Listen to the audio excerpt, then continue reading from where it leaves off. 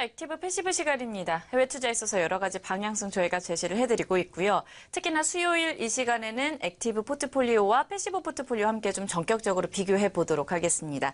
하나금융투자의 김민아 FA와 홍준만 FA와 함께합니다. 어서 오세요. 안녕하세요. 네, 반갑습니다. 자, 먼저 해외 이슈 중요한 사항부터 먼저 정리를 해보도록 하겠습니다. 홍준만 FA부터 시작을 해보도록 하죠. 네, 오늘은 중국 얘기 좀 해드릴 텐데요. 중국 상해종합지수 보시면은 3,380선 넘었다가 최근에 조금 하락한 모습입니다. 좀 중요한 이슈에 대해서 하나 말씀드리면 지난 21일 스탠다드 앤 푸어스가 중국의 부채 증가 속도를 우려해서 신용등급을 한 단계 하향 조정을 했습니다. 그리고 이에 대해 중국 국가발전개혁위원회, 줄여서 발개인은 중국의 레버리지 비율 증가 속도가 둔화되고 있으며 현재는 안정적 수준이라고 밝혔는데요. 26일 상해일보에 따르면 발개인은 웹사이트 성명을 통해서 국제결제은행 자료를 인용해 중국의 전체 레버리지 비율은 높아지고 있으나 그 증가 속도는 둔화되고 있다고 말했습니다. 또한 발개인은 중국의 비금융권 기업들의 레버리지 비율은 165% 정도로 크게 하락했다고 강조했습니다. 앞으로 발개인은 국유 기업들의 레버리지 비율을 낮추고 좀비 기업들의 부채 위험을 통제하는 데 초점을 맞출 것으로 말하면서 실제 레버리지 비율을 낮추기 위해서 기업의 부채를 주식으로 전환하는 출자 전환을 진행 중에 있으며 좀 이 부분을 자세하게 좀 지켜보시면 중국 증시 좋을 것 같습니다. 네, 중국 증시 이렇게 해서 정리를 좀 해봤고요. 이번에는 미국 쪽 이슈 살펴보도록 하겠습니다. 김민아 FA와 함께하도록 하죠. 네, 그래서 미국 쪽 정리해 보겠습니다. 어제 미국 증시 3대 지수가 다 혼조세를 보이면서 서로 다른 명암을 보여주었습니다. 일단 다우 지수부터 보시면 어제 소폭 하락 마감했죠. 전일 대비 0.05% 빠진 22,284.32포인트로 시장을 마감했습니다. 아무래도 어제 옐런 연준 의장의 발언이 어제 투심을 약화시키는 데 한몫한 것으로 보고 있고요. 어제 컨퍼런스에서 원래 연준 목표치였던 물가 상승이 2%까지 가기 전에 금리를 인상할 수도 있다. 금리 인상을 자꾸 늦추면은 그것도 좋지 않다라는 발언이 나오면서 이 부분 때문에 약간 매도세가 나온 것으로 보고 있습니다.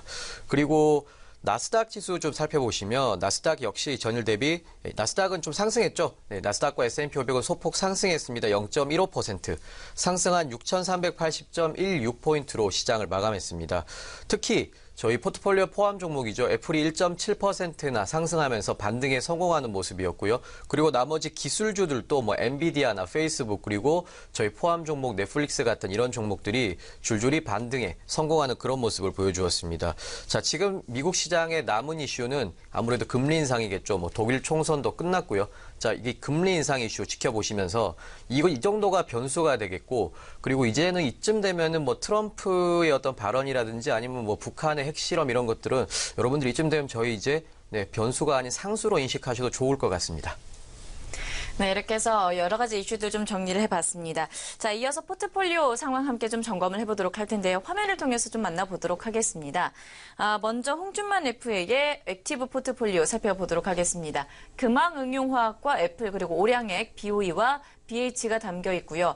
대부분의 종목들이 수익권에 들어있는 상황입니다. 잠시 후에 자세하게 좀 풀어보도록 하겠고요. 이번에는 김민아 FA의 패시브 포트폴리오 살펴보도록 하겠습니다.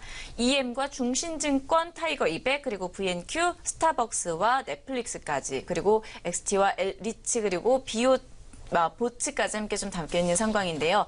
종목별로 점검을 좀 해보도록 하겠습니다. 먼저 홍준만 FA의 포트폴리오 살펴보도록 할 텐데 대부분 현금을 좀 사용한 상황인 것 같습니다. 비중 5%가 남아있고 오량액과 BOE가 좀 다시 상승하면서 10% 가까운 수익률을 나타내고 있습니다. 종목별로 점검을 해보도록 할까요? 네, 오늘 포트폴리오 종목 말씀드리는데 우선 BOE부터 말씀드리겠습니다. BOE, 디스플레이 관련주죠. 제가 BOE는 지난주에도 말씀드렸는데 이 박스권 상단의 4위안대를 돌파해야 된다고 말했었는데 바로 어제 4.51% 급등한 4.17위안으로 마감을 했습니다.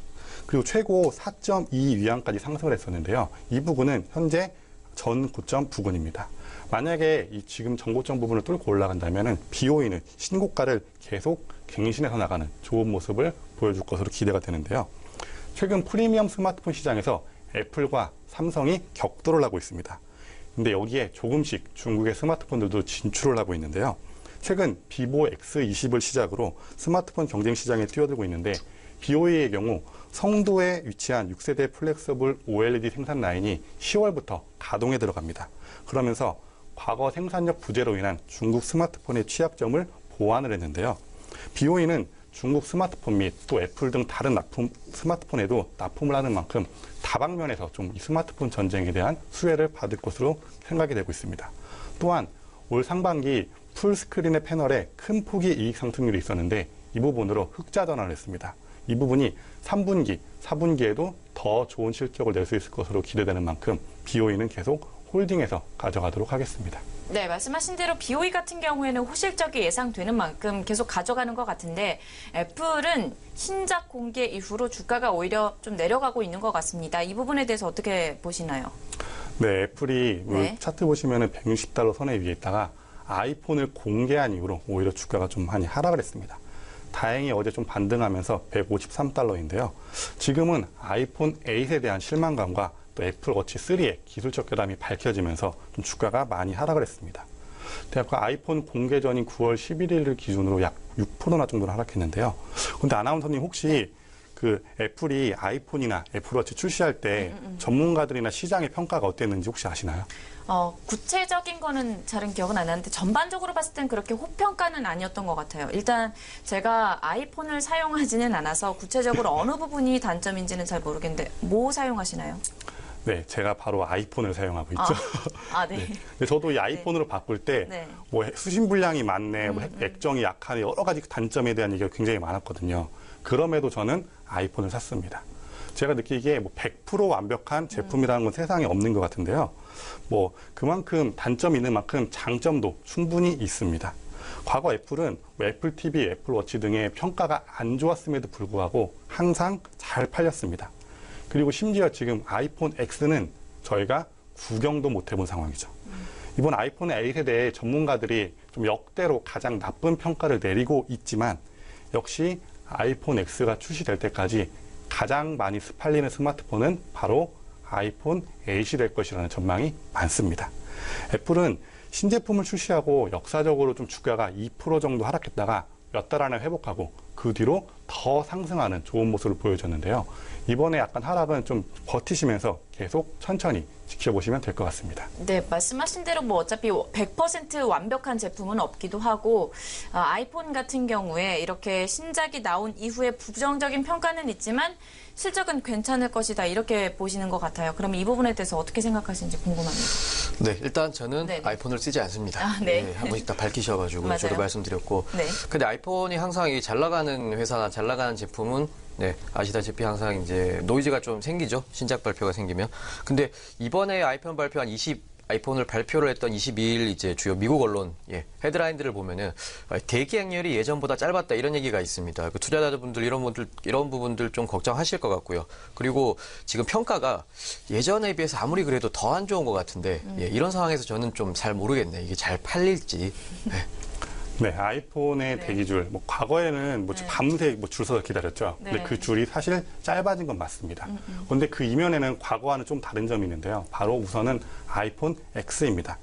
아이폰 8에 대한 실망감이 커질수록 오히려 아이폰 X에 대한 기대감은 더욱더 높아지고 있는 상황이고요.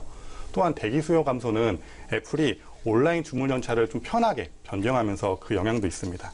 실제 애플 스토어나 통신사 대리점의 대기줄은 줄었지만 그랜드 센트럴역에 위치한 애플 플래그십 스토어는 고객들이 여전히 많이 줄 서서 기다리고 있고요. 대부분이 아이폰 8을 체크하는 등 과거와 별다른 다른 차이점이 별로 없었습니다. 아이폰 8을 수령하기 위해서 2시간째 기다리는 고객도 있다고 하는데요. 또한 중국과 미국에서 아이폰이 동시에 좀 발매하면서 해외 원정 수요의 감소 영향도 좀 있습니다. 거기에 통신사들이 많이 뿌리던 프로모션도 이번에는 좀 많이 감소한 영향도 좀 있습니다. 또한 중요한 거는 아이폰의 대기줄이 항상 수요와 실적과는 일치하지 않는다는 점입니다. 네. 그러면 전반적으로 실적에 대해서 좀 기대감을 가져가면서 지속적으로 살펴보면 좋겠다 이러한 말씀이신 것 같은데요. 그렇다면 액티브 포트폴리오 여기까지 좀 정리를 해보도록 하고요. 패시브 포트폴리오 살펴보도록 하겠습니다. 대부분의 종목 변동성은 좀 낮은 상황이고 신규 종목 편입이 있었습니다. 각각 5%씩 신규 편입을 했었고 넷플릭스가 급락이 있었습니다. 하루 만에 4% 이상 급락을 했었는데 이 원인부터 살펴보도록 하죠. 네, 일단 넷플릭스가 제가 거의 매주 얘기하게 되는 종목 되겠습니다. 매주 얘기한다는 건 그만큼 좀 문제가 많다는 거죠. 네. 역시 최근에 어제 기술주 약세라는 큰 파도를 얻어맞고 4.7%나 하락하는 모습 보였습니다. 차트 보시면 어제 종가 그나마 소폭 반등했습니다. 0.46%. 상승한 179.38달러로 시장을 마감했는데요.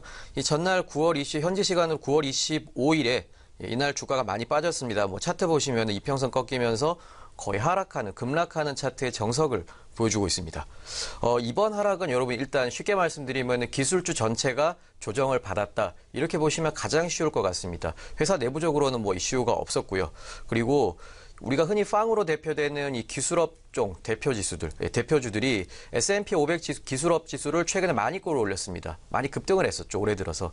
거의 뭐 급등하는데 1등 공신들이었는데 근데 이런 기술업종 중에 뭐 68개 종목 중에 최근 4분의 1 정도가 최근 10% 넘는 그런 하락세를 보였다. 이렇게 정리를 좀 해드리겠습니다. 네, 넷플릭스가 전체적인 기술주 조정 때문에 이렇게 됐다라고 하셨는데 어제 좀 이야기한 부분에 있어서 기술주, 에너지주 이렇게 로테이션이 좀 일어난다 봐도 될까요? 네. 어제 말씀드린 대로 어떤 기술주와 다른 에너지주나 뭐 기타 상승하는 주들이 저평가됐던 그전에 그런 주식들의 어떤 로테이션이 일어나고 있다. 이런 말들이 현지에서도 지금 굉장히 많이 나오고 있습니다. 이 순환이라는 얘기가 진짜 많이 나오고 있고요. 지금 S&P 500 기술업종 지수 같은 경우에는 뭐 PER을 살펴보시면 18.5 정도 나오고 있습니다. 이게 2008년 이후에 지금 최고치를 기록하고 있는데요. 뭐 밸류에이션 부담을 느끼는 건 사실이지만 저희 포트폴리오는요. 이게 지금 개별 종목 비중이 10%이기 때문에 저는 비중 때문에 문제 없다고 생각하고 있고요. 역시 그대로 가져갈 예정입니다. 네, 넷플릭스 비율이 크지 않으니까 이제 부담감 없이 좀 가져가시겠다 이러한 입장 같은데 액티브 포트폴리오에서 애플을 가져가시는 것과 좀 비슷한 심정이 아닐까 싶습니다. 동병상련 아닐까요? 뭐 저는 비중 네. 20%로 많이 가져가긴 하지만 네네. 애플에 대한 걱정은 사실 전혀 없습니다. 네네. 뭐 이리저리 해도 결국 실적이 깡패거든요. 네, 실적 장세로 돌아올 것이고 애플은 실적이 잘 나올 것입니다. 뭐 결국 사람들은 나이키 운동화 막 사듯이 아이폰, 아이패드 살 것이기 때문에 저는 별다른 뭐 걱정은 안 하고 있습니다. 네, 알겠습니다. 자, 그렇다면은 새로운 종목이 보입니다. 아까 제가 읽기에도 조금 약간 생소한 부분이 있었는데 종목 설명을 좀 해주시죠. 네. 새로운 종목 저희 LIT 오늘 하나 말씀드릴 수 있을 것 같습니다. LIT 보시면 우선 차트 보시면 어제 36.24달러의 시장 마감했습니다. 어제 대비, 전일 대비 2.29% 빠진 가격이 되겠죠. 자, 차트 보시면 연초부터 2016년부터 꾸준히 좋은 흐름 보여주고 있는데요. 자, 제가 이 종목을 가장 쉽게 말씀드리면은 역시 리튬 채광 업체와 배터리 제조 업체에 투자하는 ETF다. 이렇게 말씀을 드릴 수 있겠습니다. 아마 이번 대선 때부터 수없이 많이 나왔던 얘기가 바로 4차 산업에 대한 얘기가 되겠죠. 그만큼 많이 핫한데요. 요즘에 특히 취업 준비하는 분들, 특히 대학생들이 이 4차 산업에 대해서 얘기 굉장히 많이 하시죠. 왜냐하면 본인들의 취업에 관련된 문제이기 때문에 그렇고요. 혹시 아나운서님 요즘에 강남의 어머니들은 무슨 얘기 제일 많이 하는지 아세요? 아무래도 학구열과 관련된 얘기 아닐까요? 네. 맞습니다. 네네. 학구열과 관련된 얘기인데 네네. 이걸 제가 대치동사라서 확실하게 직접 들은 적이 있습니다. 네. 역시 4차 산업 이슈로 말씀을 많이 하시는데요. 4차 산업이 이렇게 이슈가 되다 보니까 우리 애들한테 코딩을 가르쳐야 되나 뭐 이런 고민들 굉장히 많이 하고 있습니다. 그러니까 여러분들이 이렇게 준비를 관심을 많이 가지시고 실제로 내가 돈 내고 코딩 배우고 하시는 것만큼 이런 종목에도 역시 꾸준히 분할 매수를 해 주신다면은 뭐 굉장히 좋은 모습이 아닐까, 굉장히 유효한 전략이 아닐까 이렇게 생각을 하고 있습니다. 네, 이 종목에 대해서 저희가 좀 더 들어보고 싶은데 시간상 좀 거의 다 된 것 같아요. 다음 시간에 저희가 조금 더 자세하게 들어보도록 하겠고요. 해외 투자 액티브 포트폴리오 그리고 패시브 포트폴리오 시간이었습니다. 여러 가지 종목들 함께 비교해 봤으니까요. 여러분께서 보시면서 투자 전략 만들어 가시면 좋을 것 같습니다. 자, 오늘 이 시간도 김민아 FA와 홍주만 FA와 함께했습니다. 오늘 말씀 고맙습니다. 감사합니다. 감사합니다.